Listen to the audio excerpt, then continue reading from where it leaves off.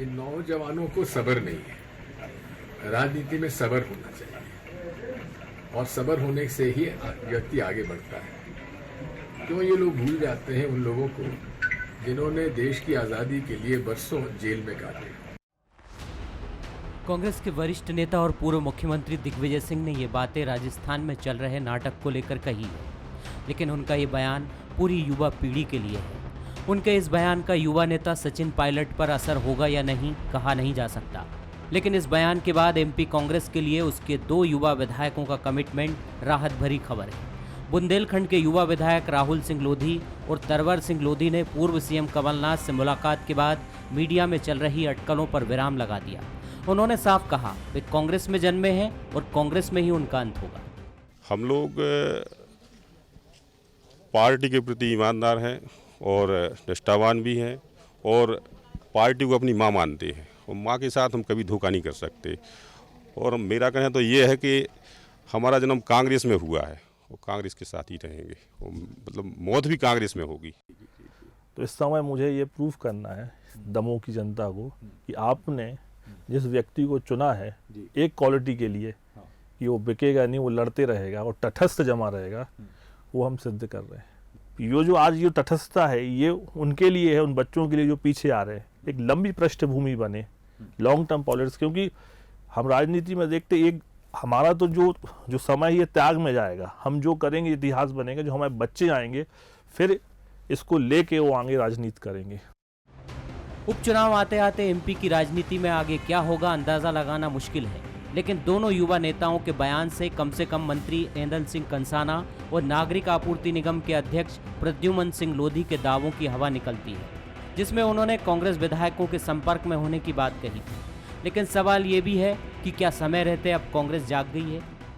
पहले भी ऐसे ही आरोप लगाते रहे हैं, ये तो अब विधायक कह रहे हैं, पहले तो वो खुद ही कहते थे, नेता कहते थे, पर बहुत देर से जागे। ठीक है, जागे तो।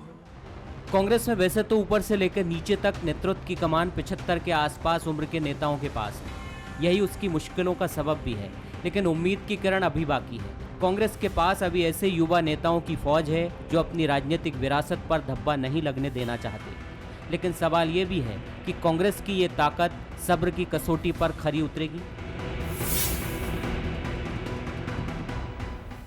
नमस्कार, मैं हूं शरद द्विवेदी और हमारा आज का मुद्दा है राहुल तरवर नहीं बनेंगे पायलट। मध्य प्रदेश पर में ही उड़ाते रहेंगे कांग्रेस के भीतर ही अपना हेलीकॉप्टर। क्या वाकई ऐसा होगा? अगर सवाल नैतिकता का हो, सवाल निष्ठा का हो, सवाल प्रतिबद्धता का हो, तो प्रश्न आता है, जवाब आता है कि हाँ साहब बिल्कुल ठीक है, ऐसा होगा ही, ऐसा होना ही चाहिए।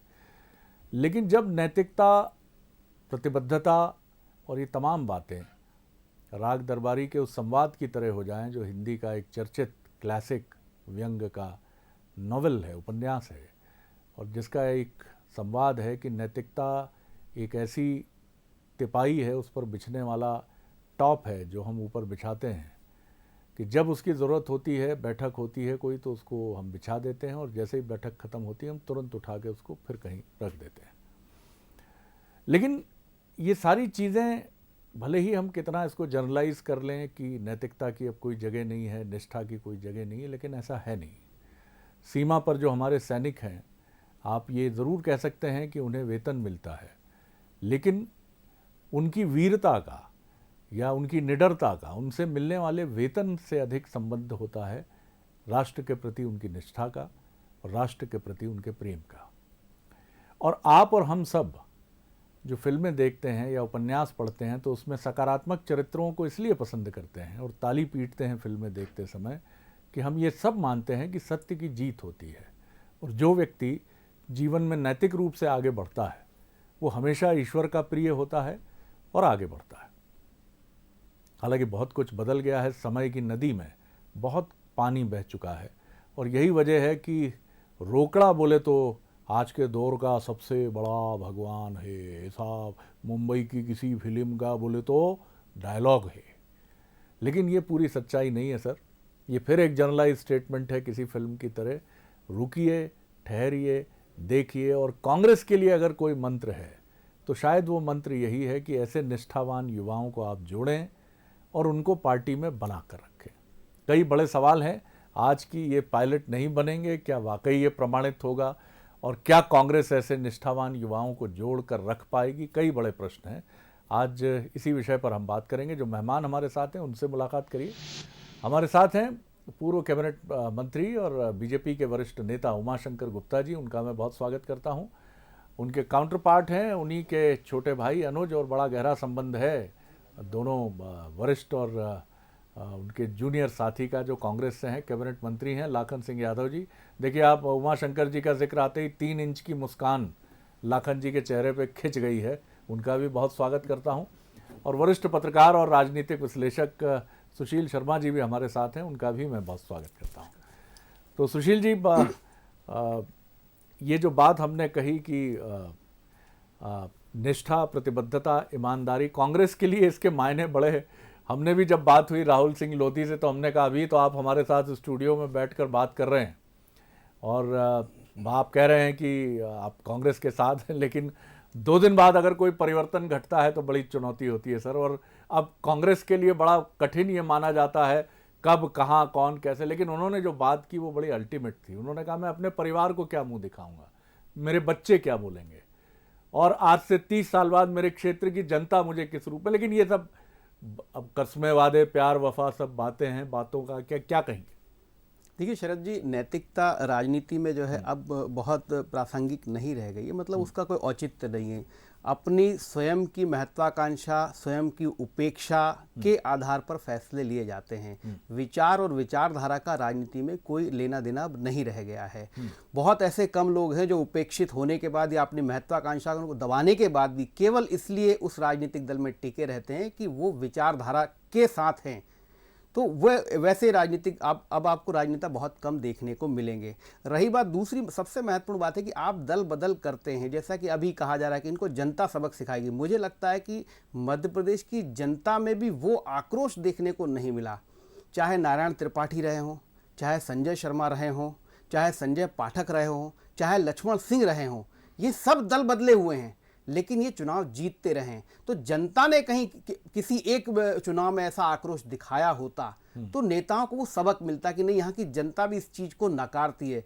मध्य प्रदेश की जनता ने वैसा कोई माहौल दिखाया नहीं है। तो मुझे लगता है कि आज ये बात कह रहे हैं, मैं तो मानता हूँ कि कल इनका क्या स्टेप होगा कुछ भी नहीं कहा जा सकता मध्य प्रदेश की राजनीतिक संदर्भ में। दूसरी महत्वपूर्ण बात ये कि आप देखिए कि जिन 24-25 सीटों पर उपचुनाव होना है उस पर जो एक मानसिक रूप से जो कांग्रेस पर जो प्रेशर डालने की जो कोशिश बीजेपी कर रही है, उसके परिणाम अभी आगे और देखने को मुझे लगता है मिलेंगे। चलिए, लाखन जी, आपके 2 युवा साथी, 2 युवा विधायक कह रहे हैं कि जीना यहाँ, मरना यहाँ, इसके सिवा जाना कहाँ। बड़ा अच्छा लगता है सुनकर, और बड़े कमिटमेंट से वो ये बात कह रहे हैं। लेकिन बीजेपी एक ऐसी बाजीगर और जादूगर पार्टी है कि जब वो अपना पेंडोरा बॉक्स खोलती है तो जैसे हम कहते हैं मंत्रमुग्ध होकर सब कुछ भूल कर बीजेपी के पीछे चल देते हैं आपके नेतागण। क्या किस तरह देखते हैं क्या? और इन युवा नेताओं को अगर आप अपने पास रखेंगे और इनको पायलट बनकर बीजेपी की सीमा में उड़ने से रोक देंगे आप, तो बड़ा अच्छा होगा साहब जी, क्या कहेंगे? जी शरद जी, इस धरती पर जो मानव आया है निश्चित तौर पर कहीं न कहीं ये ह्यूमन बीइंग है कि उसका व्यक्तिगत स्वार्थ अपने आप में देखने को मिलता है जी।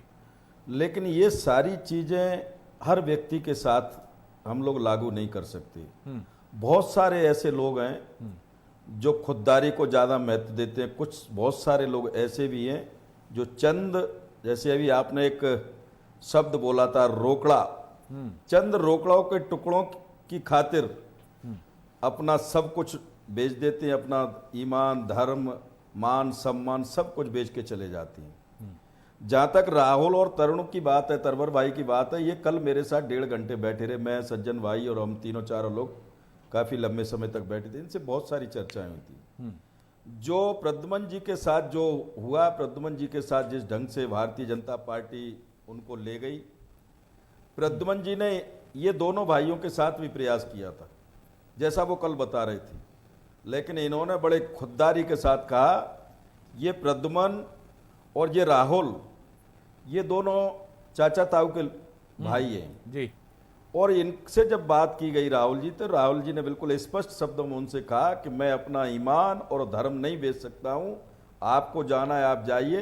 तो निश्चित तौर पर इस धरती पर बहुत सारे लोग हैं जो खुददार भी होते हैं, अपने दल के प्रति वफादार भी होते हैं, कई ऐसे होते हैं चंद रोकड़ों के टुकड़ों की खातिर व्यक्तिगत स्वार्थ के लिए दलों को छोड़ के चले जाते हैं। और मुझे लगता है इन सबको ये प्रदेश की जनता देख रही है और आने वाले निकट भविष्य में जब भी चुनाव होगा तो मुझे लगता है इनको सबक जरूर मिलेगा। उमाशंकर जी, आपने सुनी आपके अनुज की बात, कांग्रेस के आपके साथी की बात, क्या कहेंगे आप? जी उमाशंकर जी। देखिए शरद जी, आज का जो टॉपिक जिस पर हम चर्चा कर रहे हैं जी, मुझे लगता है बहुत गंभीर है और उसके अनेक रूप हैं। और केवल राजनीति के क्षेत्र में क्यों बात करें, आज हम जब देखते हैं तो सभी क्षेत्रों में इस मामले में गिरावट आई है, इसको हम सबको स्वीकार करना पड़ेगा जी। राजनीति के क्षेत्र में ये ज़्यादा चर्चा का विषय भी बनती है और दिखाई भी देती है। देखिए 2-3 बातें हैं। आखिर ये भी एक प्रश्न है कि इसका नज़रिया देखने का एक होना। मेरे मित्र लाखन सिंह जी यादव जो बात कह रहे हैं मैं उससे सहमत हूँ, लेकिन अगर मान लो कोई, जब आप बीजेपी से कांग्रेस में लेते हैं तब उनको आप उस नैतिकता की तराजू में नहीं तोलना चाहते, और अगर कोई कांग्रेस से बीजेपी में आता है तो आप कहते हैं रोकड़े में चला गया। अगर यही बात कही जाए कि जो लोग कोई बीजेपी के अभी भी प्रेमचंद गुड्डू या बालेंद्र शुक्ला जी आपके पास गए हैं तो वो काय में गए हैं।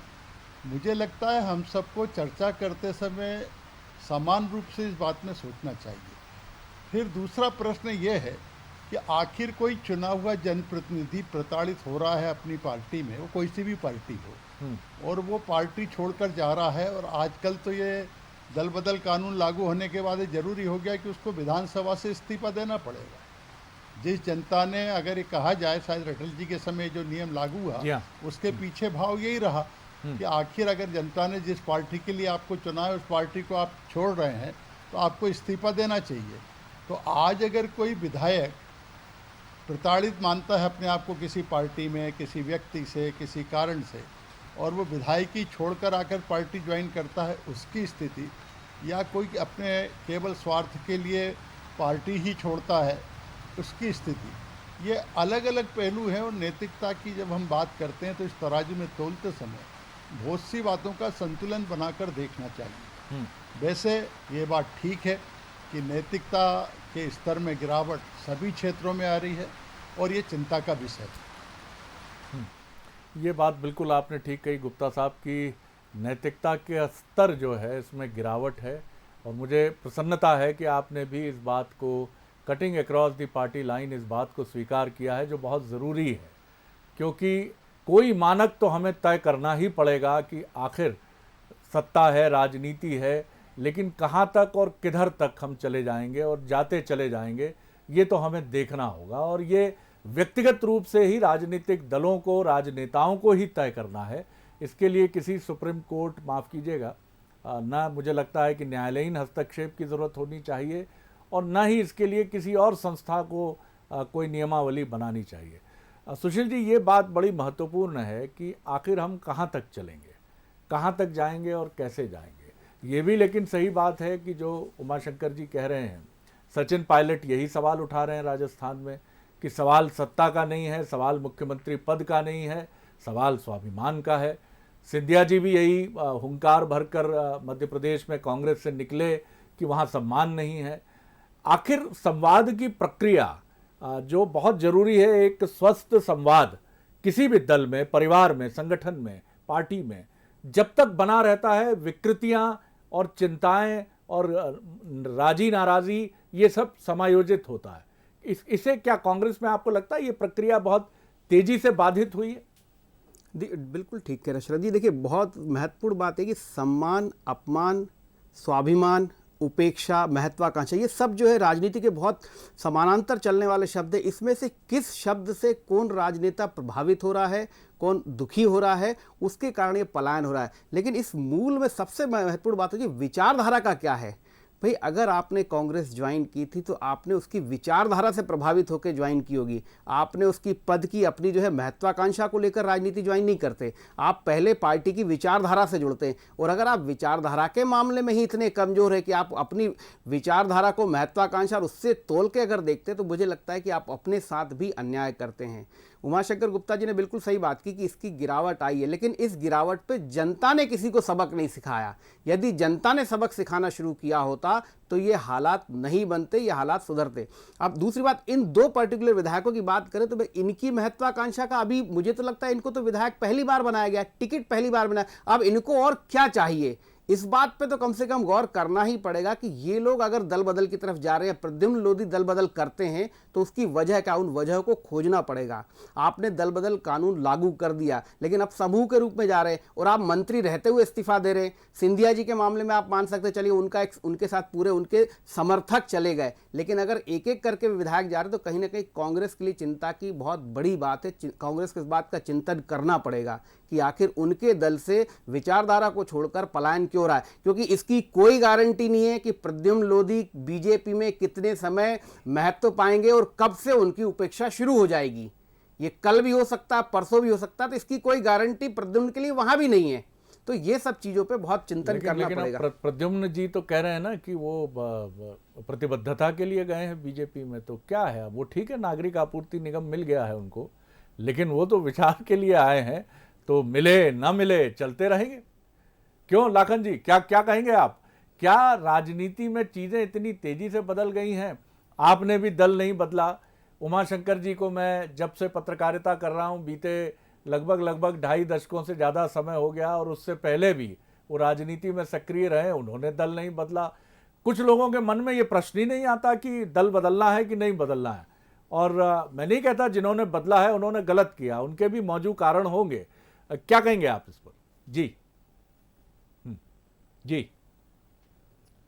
देखिए शरद भाई, निश्चित तौर पर आज की राजनीति और पिछले 30, 35, 40 साल पीछे की राजनीति में जमीन आसमान का फर्क हुआ है।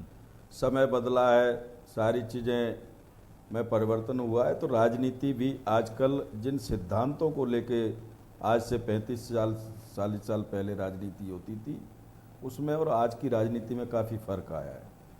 अभी उमाशंकर गुप्ता जी कह रहे थे कि जो व्यक्ति की दल में, जिस दल में वो रह रहा है, उस दल में कहीं उपेक्षा हो रही हो या वो तकलीफ महसूस कर रहा हो, तो इन कारणों से लोग दल बदल देते हैं। उमाशंकर जी, मैं आपसे एक बात कहना चाहता हूँ, ये प्रद्युम्न भाई पहले भारतीय जनता पार्टी के कार्यकर्ता थे, ऐन वक्त पर इनको कांग्रेस ने टिकट दिया और कांग्रेस से ये विधायक बन के मध्य प्रदेश के विधानसभा में पहुंचे।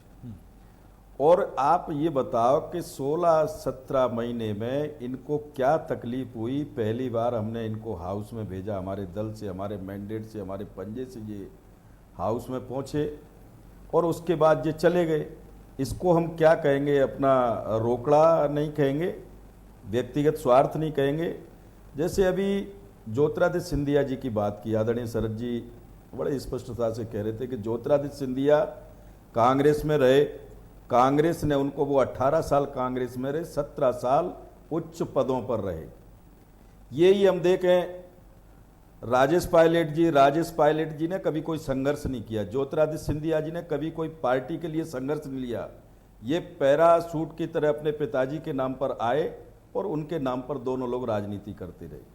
और ये इनकी 40 साल 39 साल की उम्र में राजेश पायलट जी को कांग्रेस ने जितना दिया है बहुत सारे सीनियरों को नहीं मिल पाया। अब आप शरद जी, मैं आपसे ही प्रश्न करना चाहता हूं कि ये दोनों बंदे और हमारे प्रद्युम्न भाई ये क्या चाहते थे? ग्वालियर क्षेत्र के अभी जो हमारे 22 विधायक गए ग्वालियर चंबल के, ये 22 विधायक में कई लोग तो ऐसे विधायक भी गए जिनको नहीं मिला, वो तो बात समझ में आती है। जैसे फॉर एग्जाम्पल मैं इंदल सिंह जी का नाम लेता हूँ, बिसाहू लाल जी का नाम लेता हूँ और एक आध दो लोग, लेकिन जो फर्स्ट टाइमर चुन के आए, 14 महीने 15 महीने सरकार में रहे और उसके बाद ये लोग छोड़ के चले गए, ये क्या चाहते थे पार्टी से? तो निश्चित तौर पर आज का समय बदला है, राजनीति वो राजनीति नहीं रही। आजकल राजनीति भी एक व्यवसाय की तरह लोगों ने इसको मान रखा है। मैं ऐसा मान के चलता हूँ, आपने एक बड़ी अच्छी बात कही कि पहले भी लोगों ने दल बदले, जब पहले लोगों ने दल बदले तो इनको वहाँ के मतदाताओं ने सबक नहीं सिखाया, लेकिन इस बार मैं ऐसा महसूस कर रहा हूँ कि ग्वालियर चंबल संभाग का जो मतदाता है, जिन मतदाताओं के साथ इन लोगों ने छल कपट किया है, धोखा किया, गद्दारी की है, मुझे लगता है हम और आप सब लोग देख रहे होंगे कई व्हाट्सएप और फेसबुक के माध्यम से, ये जो विधायक भगोड़े बिकाऊ विधायक हैं जो खरीदने और बेचने का काम इन्होंने बेंगलोर में जाके किया, वहाँ का मतदाता इनके साथ कैसा सलूक कर रहा है जी आप और हम देख रहे हैं। चलिए। और ये तो शुरुआत है जी। शरद भाई जी। मुझे लगता है जब जी। निर्वाचन की तरफ से डेट फाइनल होगी जी। और जब वोट मांगने जाएंगे तो आपको और हमको सबको रिजल्ट देखने को। उमाशंकर जी क्या कहेंगे आप? आपने सुनी बात लाखन सिंह जी की। जी। एक तो शरद जी, आपने जहाँ से बात शुरू की थी आदरणीय दिग्विजय सिंह जी के ट्वीट की, जो नौजवानों को उन्हें सब्र करने के लिए कहा, मैं उनसे कहता हूँ कि आखिर वो कब तक, क्यों नहीं राज्यसभा छोड़ी उन्होंने? भाई उनको भी तो उदाहरण देना चाहिए, केवल नौजवानों को ही प्रेरणा देते रहेंगे आप, उपदेश देते रहेंगे। फिर कहीं ना कहीं अभी आदरणीय लाखन सिंह जी कह रहे थे कि प्रद्युम्न लोधी जी भारतीय जनता पार्टी के कार्यकर्ता थे और एन मौके पर कांग्रेस ने उनको टिकट दे दिया। इसको क्या कहेंगे? इसमें कौन सा रोकड़ा, कौन सा प्रलोभन चला कि नहीं चला? मेरा कहने का मतलब है कि नेताओं को नज़रिया एक रखना पड़ेगा कि आखिर क्यों हो रहा है, और केवल हम डिबेट में कहने के लिए बच जाएं कि वो रोकड़े में चले गए, केवल इसमें चले गए, इतना ही नहीं। कहीं ना कहीं कम्युनिकेशन संवादहीनता जो हो रही है, और आप कांग्रेस में देखेंगे केवल मध्य प्रदेश नहीं, आज राजस्थान में हालत हो रही है, बाकी पूरे देश से कांग्रेस साफ होती जा रही है। इसके कारणों को कांग्रेस के साथियों को चिंता करना चाहिए। आखिर उनका इंटरनल मामला है, मुझे कोई ज़्यादा लेना देना नहीं, लेकिन एक इतनी बड़ी पार्टी का ये हश्र हो रहा है, इसका आत्मचिंतन की भी ज़रूरत है। नैतिकता में जो गिरावट आ रही है, ज़रूर इसका एक पक्ष है। आज का नौजवान, आज का राजनीति में आया हुआ कार्यकर्ता या किसी भी क्षेत्र में आया, एकदम सब कुछ पा लेना चाहता है, ये भी एक कारण है। महत्वाकांक्षाएं बढ़ गई हैं। हम राजनीतिक दल भी ऐसी बातों को कई बार प्रश्रय देते हैं। ये बहुत से ऐसे कारण हैं जो इसको बढ़ावा दे रहे हैं। लेकिन कहीं ना कहीं हमें राजनीतिक दल के नाते, कोई सी भी पार्टी हो, क्या ही संवादहीनता हो रही है क्या हमारी? आखिर ये स्थिति क्यों बन रही है? अब आज जैसे आपने ही कहा, आदरणीय सुशील जी ने भी कहा कि ये दो लोग जो आज छाती ठोक कर कह रहे हैं हम पार्टी में हैं, पार्टी माँ है, अब ये पहले भी बहुत से लोग कहते रहे और दूसरे दिन पता चला।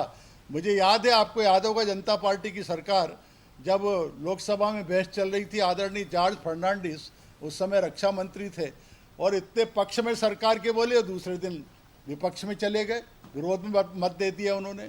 तो ये जो परिस्थितियां बनती हैं, उनके कारणों पे ही जाना चाहिए। नैतिकता बनी रहना चाहिए लोगों के सामने उदाहरण, और शायद ये नैतिकता का जो पतन हो रहा है, उसी के कारण राजनेताओं के प्रति अश्रद्धा भी बढ़ रही है, अविश्वास भी बढ़ रहा है। ऐसे बहुत कम नेता बचे हैं देश में, जनता जिनकी बात पर भरोसा करती है। तो ये हम सबको जो भी, और आज भी शरद जी आपने जैसा कहा, आज भी अधिकांश लोग जो हैं वो अपने विचारधारा के प्रति प्रतिबद्धता रखते हैं और इधर उधर नहीं जाते। कुछ महत्वाकांक्षाओं के कारण हो सकता है, लेकिन इसके साथ ही हम सबको भी, राजनीतिक दलों को भी इस बात पर विचार करना होगा कि आखिर ऐसी क्या बातें हो रही जहाँ लगातार टूटन हो रही है, लोग जा रहे हैं। हम कहने को कह सकते हैं कि यार वो टूट गए और पैसे में बिक गए, एक दूसरे पे हम सब आरोप लगा सकते हैं, स्वतंत्र में बड़ा आसान है, लेकिन इतना ही नहीं है। हमें आकलन करना पड़ेगा कि अगर आज के नौजवान पीढ़ी में ये स्थिति आ रही है तो क्यों आ रही है, उसकी तरफ भी हमें ध्यान देने की जरूरत है। यही बड़े प्रश्न हैं जिन पर हमें विचार तो करना ही होगा, क्योंकि प्रश्न ये भी है कि स्वाभिमान के प्रश्न अगर खड़े होते हैं तो ये प्रश्न संवाद के जरिए हल क्यों नहीं होते हैं। महत्वाकांक्षा मध्य प्रदेश में, जैसा कैलाश जी ने एक बार कहा था बातचीत में मीडिया से, कि 230 के 230 विधायकों की महत्वाकांक्षा मुख्यमंत्री बनने की है, और अगर वो कहते हैं नहीं है तो वो ठीक नहीं बोल रहे हैं। लेकिन इसका अर्थ ये नहीं है कि अनैतिकता का मार्ग अपना लिया जाए, किसी को नीचे गिराकर, किसी को पटक कर ज़मीन पर आप आगे बढ़कर सत्ता सिंहासन की तरफ बढ़ चलें, और ये व्यवहारिक रूप से संभव भी नहीं है। तो रास्ता क्या हो? रास्ता अटल जी का हो, रास्ता जवाहरलाल नेहरू का हो, रास्ता मोदी जी का भी हो सकता है, और राहुल गांधी भी संघर्ष कर रहे हैं। तो रास्ता तो यही है। क्या आप बिना संघर्ष के सफलता पाना चाहते हैं? फिर महाभारत की तरफ लौटें तो द्यूत क्रीड़ा, यानी जुए में पांडवों ने शायद यही सोचा था कि सब कुछ मिल जाएगा, लेकिन सब कुछ गंवा दिया था। तो ये एक जुआ है जो कई बार, अगर इसके पीछे आपका गहरा चिंतन, आपकी गहरी सोच, आपकी गहरी दृष्टि नहीं है, तो ये एक ऐसा जुआ है जहां आप सब कुछ गंवा भी सकते हैं। लेकिन अगर ये सुविचारित है, सोचा समझा गया है, अच्छे ढंग से आपने फैसला किया है, तो शायद ये आपका जीवन भी बदल सकता है। और मध्य प्रदेश पर इसी तरह का एक दांव जो है वो अनेक राजनेताओं के भविष्य में फैसला करेगा। आप तीनों पैनलिस्ट का बहुत धन्यवाद। नमस्कार।